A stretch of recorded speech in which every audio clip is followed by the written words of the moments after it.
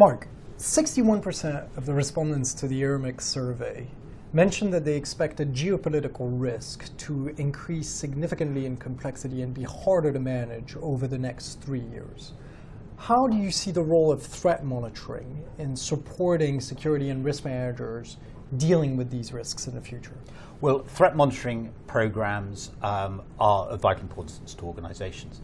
However, programs that are undertaken devoid of context may not actually be that helpful. At best, you will gather terabytes and terabytes of unstructured data that will take an inordinate amount of time to understand and make sense of.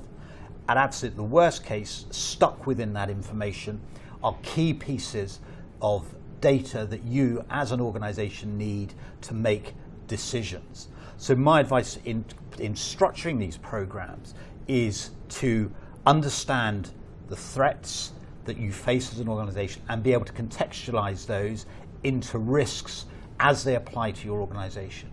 And then to try and understand what information is it I need to gather to be able to monitor and respond to those risks. Where can I get that information from? How do I bring it into my organization? How do I analyze it, process it, make sense of it, and disseminate it in a timely fashion to people who need to understand and know it within the business?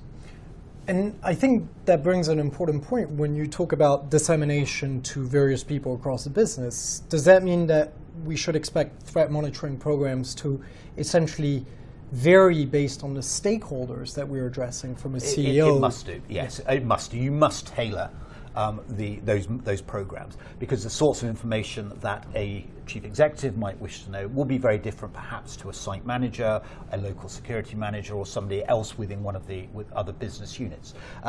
Again, if you bombard people with information that is not relevant to them, they will miss the key bits that are relevant to them at important moments.